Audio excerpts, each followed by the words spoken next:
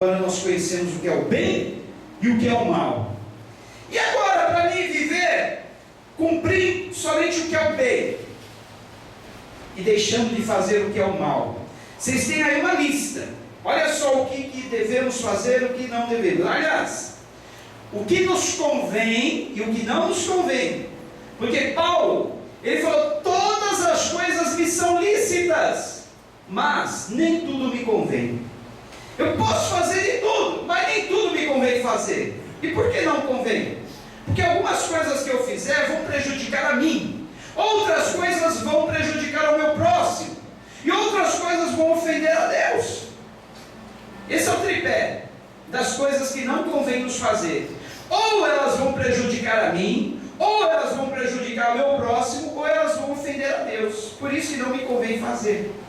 Deus nunca instituiu, deu uma instrução para nós, no sentido de nos tolher a liberdade, no sentido de nos tirar o prazer. Não, Ele quis evitar, através disso, que alguma coisa nos fizesse mal a nós, ao próximo, ou ofendecer. E as regras estão aí. Eu vou ler algumas delas novamente. Aos Colossenses, Paulo disse: façam morrer tudo que pertence à natureza terrena de vocês. Imoralidade sexual. O que é imoralidade sexual? É tudo o que a Bíblia diz que é imoral. Não é o que a sociedade moderna atual diz sobre moralidade ou imoralidade, porque a sociedade moderna atual não tem moralidade. Então, para a sociedade moderna atual, tudo é moral. Mas nós temos que nos guiar pelos padrões bíblicos. E o que a Bíblia nos diz que é imoralidade sexual? Relações sexuais antes do casamento, relações sexuais fora do casamento, para quem é casado fora do casamento, para quem é solteiro antes do casamento. Pornografia é imoralidade sexual. Prostituição é imoralidade sexual. Carícias exageradas no namoro é imoralidade sexual. Beijos lascivos demais é imoralidade sexual. Tudo o que você não fizer na presença dos outros, mas fizer escondido, é imoralidade sexual. Deu para compreender? Aí tem mais.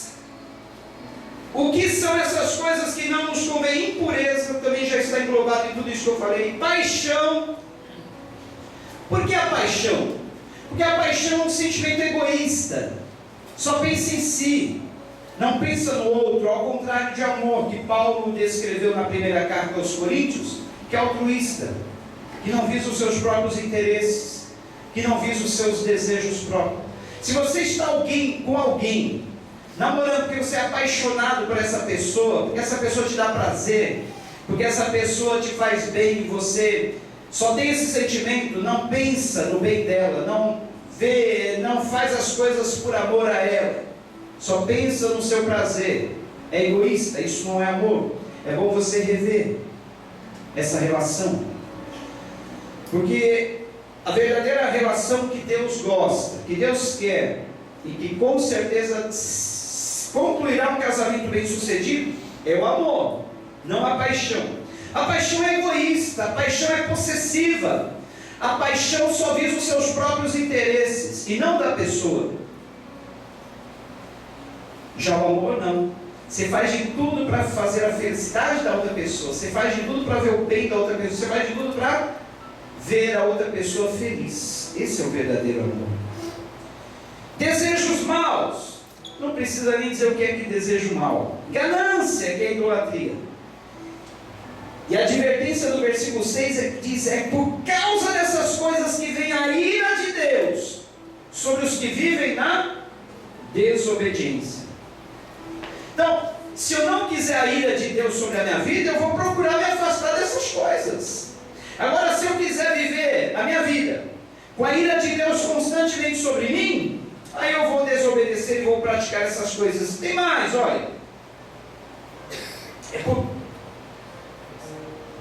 As quais vocês praticaram no passado. Essas coisas pertencem ao passado, quando costumavam viver nelas. Mas agora abandonem todas essas coisas. Tem mais, olha, ira, pessoa que vive constantemente irada, indignação, maldade, maledicência, linguagem indecente no falar. Não mintam uns aos outros, visto que vocês já se despiram do velho homem com as suas práticas e se revestiram do novo, o qual está sendo renovado em conhecimento à imagem do Criador. Aí, o versículo 12 vai falar da compaixão que deve estar em nós, da bondade, da humildade, da mansidão, da paciência, do perdão. Versículo 13 e 14 vai dizer que nós devemos perdoar como Cristo nos perdoou também.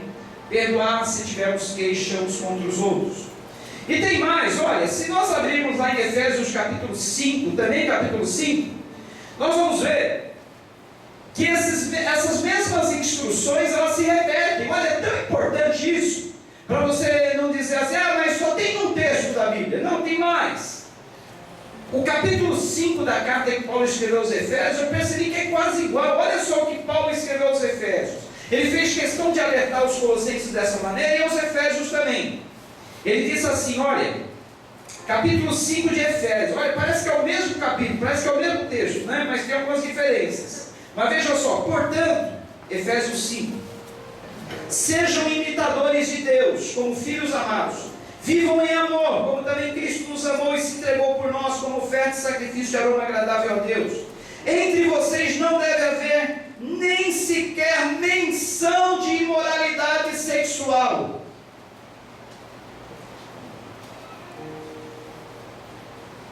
Como também de nenhuma espécie de impureza e de cobiça, pois essas coisas não são próprias para os santos, não convém. Não haja obscenidade, nem conversas tolas, nem gracejos imorais que são inconvenientes, mas ao invés disso, ações de graças.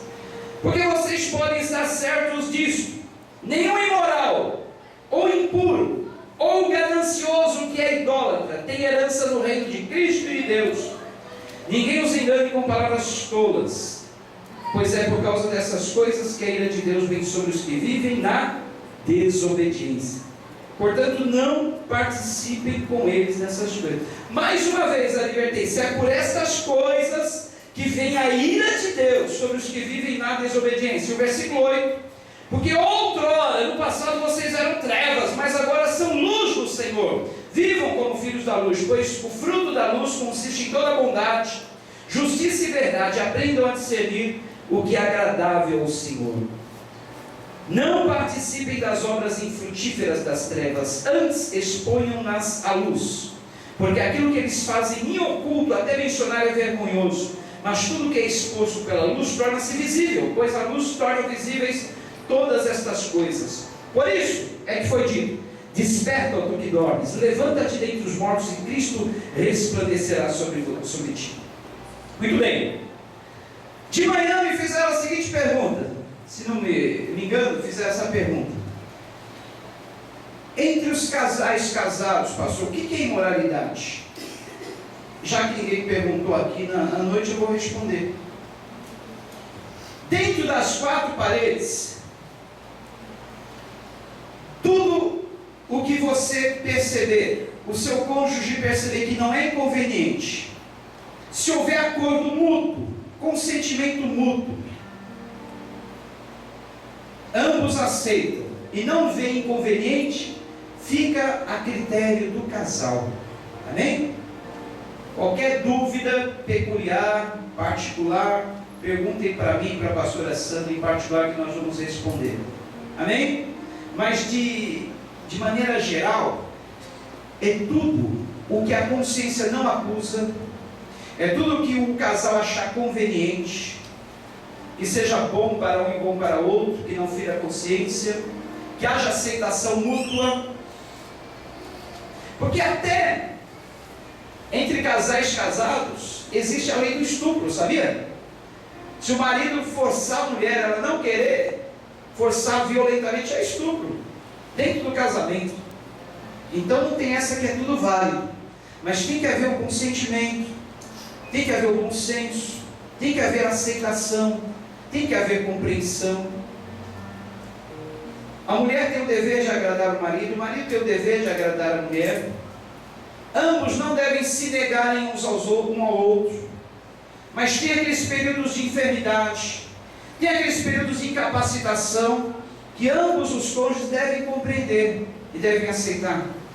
Então, qualquer dúvida em particular pode nos procurar. Mas vamos lá.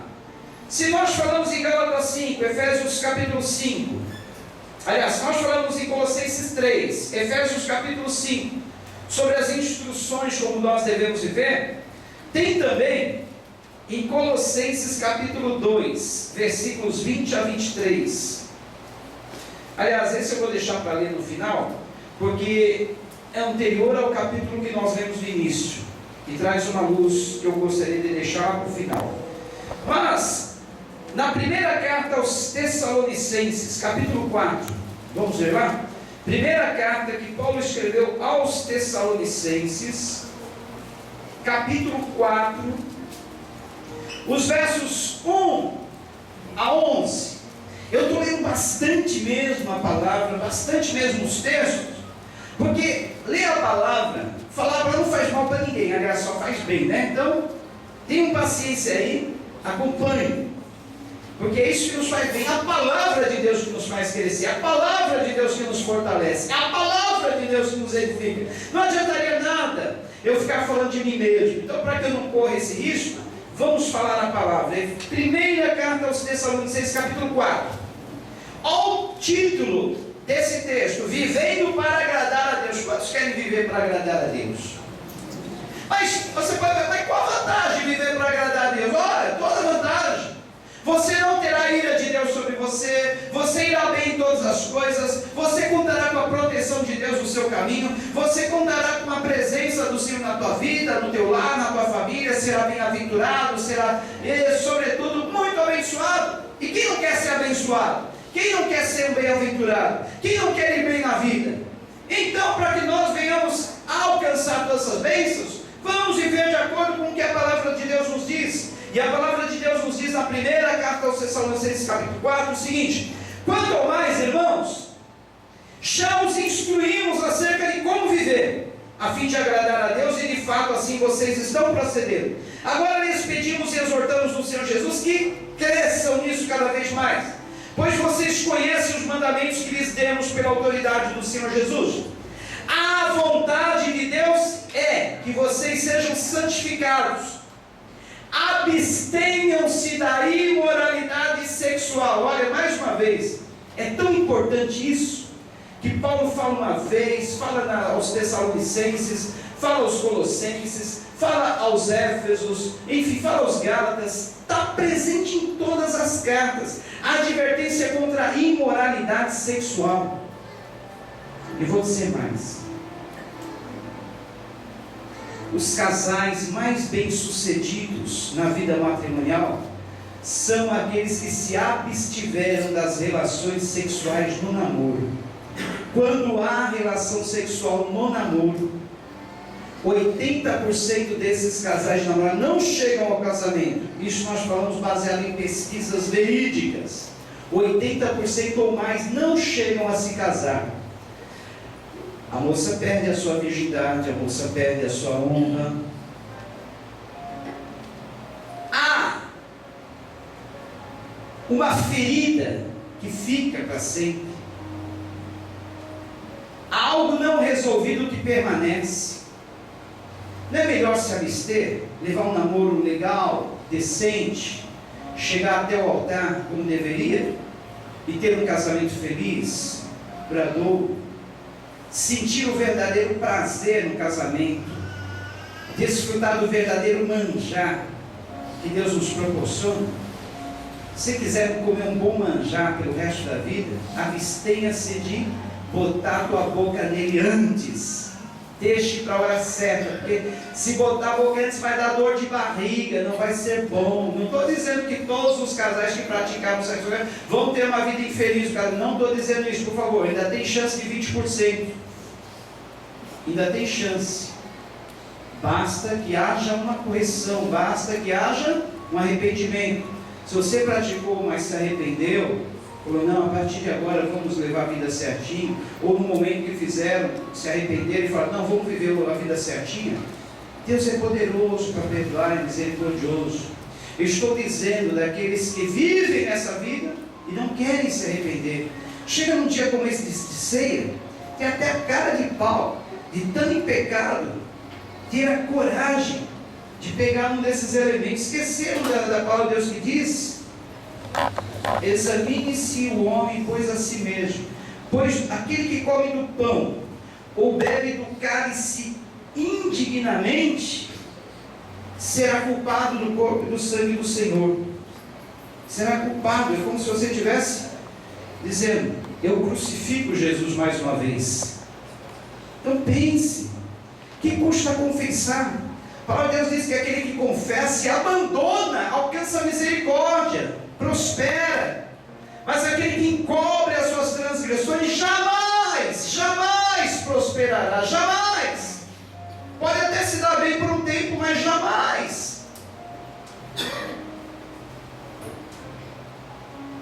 Ficam com medo de confessar, e aí vivem atormentados por um verdugo, que os cutuca dia e noite, não dorme a noite direito, não come, não vive direito, porque fica sempre com a sua consciência acusada. Você está em pecado, você não está vivendo como a palavra de Deus diz, você está tomando ceia, você tomou ceia, e às vezes até deixa de vir no dia da ceia, pensando que com isso vai estar pecando menos. É a mesma coisa.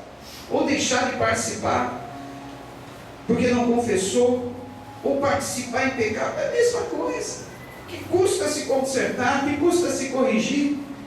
Ou às vezes até não quer nem se batizar, porque fala, não, eu vou continuar vivendo a minha vida do jeito que eu estou, não vou me batizar para não ter um compromisso maior com Deus. O que é isso? E se Jesus volta num desses momentos? E se Ele nos chama num desses momentos, para nos encontrarmos com Ele? Prepara-te, ó Israel, para se encontrar com teu Deus. Porque a volta de Jesus pode se dar daqui 10 anos, 20 anos, não sei. Mas a minha morte pode acontecer hoje, pode acontecer nessa noite, pode acontecer amanhã. Aí é o momento de nós nos encontrarmos com Deus para prestarmos conta. O que você fez da vida que eu te dei para você viver? Você viveu de acordo com as instruções que eu dei na minha palavra? Você viveu de acordo com como você deveria viver? Se não, vamos estar em débito com Deus. E a palavra de Deus diz assim, olha, cada um saiba controlar o seu próprio corpo, de maneira santa e honrosa, não dominado pela paixão de desejos desenfreados, como os pagãos que desconhecem a Deus. Não tem essa coisa de dizer, olha, a carne é fraca, não pude resistir. Não, porque aqui está dizendo, cada um saiba controlar o seu próprio corpo, de maneira santa e honrosa. Sabe qual é a diferença de nós para os animais? Nós temos instintos. Os animais também têm instintos, né? Só que os animais, eles são irracionais porque eles não controlam os seus instintos. Você vê aí, um cachorro, uma cachorra transando no meio da rua, vocês veem? Por que isso? Porque eles não controlam os seus instintos, não é verdade? Mas você não vê, por enquanto, né? Aliás, até de vez em quando vê no carnaval, né? Homem e mulher transando em público. Porque os homens estão se tornando irracionais como os animais. Em Amsterdã tem. Hã? Em Amsterdã é na praça. Em Amsterdã é na praça. Então quer dizer que os homens já estão perdendo aí a racionalidade. Não estão dominando os seus impulsos. Eu defendo a tese que o animal tem inteligência. Não é o que diferencia o homem do animal, não é a inteligência de um, o outro não tem inteligência. Não, eles têm. Os animais têm inteligência. Só que eles não controlam os seus instintos. Não controlam. Não tem padrão moral. O animal não tem ética, não tem moral, não tem padrão espiritual, não tem conexão com Deus. Mas nós não. Nós temos um padrão moral, nós temos ética e nós temos um padrão espiritual, conexão com Deus. Então nós temos capacidade de dominar qualquer paixão, qualquer desejo desenfreado. Se tiver brava a coisa, entra debaixo de um chuveiro frio, mergulha num lago, numa praia, mergulha lá dentro da água, fica até passar aquele calor, né? Vai ler a Bíblia, vai orar, entendeu? Mas esse negócio de querer orar quando você já está dominado, não adianta, tem que orar antes. E quanto mais você ora pela coisa, para aquela coisa desaparecer, sumir de você, parece que intensifica mais. Sabe aquele ditado, quanto mais eu oro, mais eu rezo, mais a assombração aparece? Você não tem que orar quando a assombração vier, tem que orar antes da assombração vir, para que você esteja firme. É isso. Não adianta você querer viver por regras. Regras não salvam ninguém. Regras não impedem a pessoa de pecar. Se fosse assim, no Brasil não existiria homicidas, não existiria criminalidade, porque tem 180 mil regras. Regras não resolvem. Regras é só para dizer o que é certo e o que é errado. Não resolve. Vai você no momento da tentação, eu preciso cumprir essa regra, eu não posso desobedecer esse mandamento, vai aumentar. Por exemplo, se eu falar para vocês agora, a partir desse momento a regra é: não pensem de forma alguma num elefante cor-de-rosa. Quem que vocês estão pensando? Não é para pensar em elefante cor-de-rosa. Pronto, não pense. O que vocês estão pensando aí?